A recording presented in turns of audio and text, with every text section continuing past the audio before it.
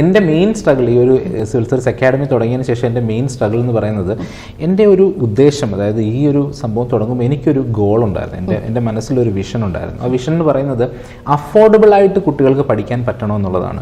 ഇപ്പം civil service എക്സാമിനേഷന് സാധാരണ ഇപ്പം നമ്മൾ മാർക്കറ്റിലേക്ക് ഇറങ്ങി ഒന്ന് അന്വേഷിച്ച് നോക്കുകയാണെങ്കിൽ സാധാരണ ഒരു ഫീസ് എന്ന് പറഞ്ഞാൽ ഓൺ ആൻ ആവറേജ് ഒരു 80,000 എബവ് ടു 2 lakh വരെ വരുന്നുണ്ട്. 2,50,000 വരെ വരുന്ന സ്ഥലങ്ങളും ഉണ്ട്. അപ്പം അവിടെ എല്ലാവർക്കും എത്തിച്ചേരാൻ പറ്റില്ല, എല്ലാവർക്കും പഠിക്കാൻ പറ്റില്ല.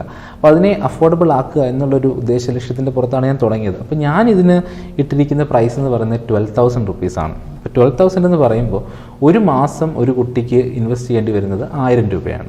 എന്ന് വെച്ച് കഴിഞ്ഞാൽ നമ്മളൊരു സ്കൂളിൽ ട്യൂഷൻ ഫീ വെളിയിലൊരു ട്യൂഷൻ ടീച്ചറിൻ്റെ അടുത്ത് പോവുകയാണെങ്കിൽ അവിടെ കൊടുക്കുന്ന ഫീസിനേക്കാളും കുറവാണ് അല്ലേ.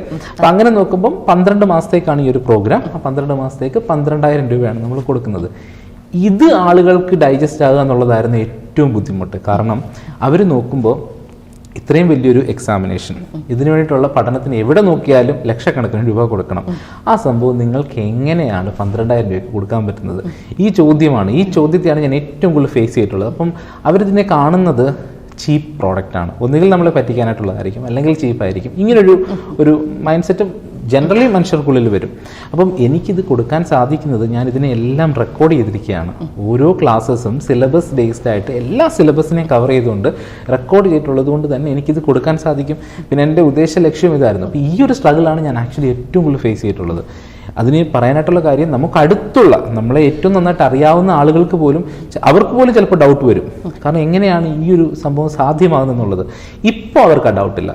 കാരണം കഴിഞ്ഞ ഒരു 3 വർഷം ഡൗട്ടിലൂടെ തന്നെയാണ് നമ്മൾ യാത്ര ചെയ്തത്. ഇന്ന് അത് മുഴുവൻ കണ്ടൻ്റാക്കി നമ്മൾ അവർക്ക് കാണിച്ചു കൊടുക്കുമ്പോൾ അവർക്ക് ആ ഡൗട്ടില്ല. കാരണം അവർക്ക് അറിയാം ഒരു കുട്ടി ഒരു 12,000 രൂപ മുടക്കി ഇത് കോഴ്സ് വാങ്ങിക്കഴിഞ്ഞാൽ എൻ്റെയർ കണ്ടൻറ്റ് അവർക്ക് അപ്പം തന്നെ അവൈലബിൾ ആണ്. അവർ നാളെ അടുത്ത ആഴ്ചത്തേക്കോ അതിൻ്റെ അടുത്ത ആഴ്ചത്തേക്കോ ക്ലാസ്സിന് വേണ്ടി വെയിറ്റ് ചെയ്യേണ്ട.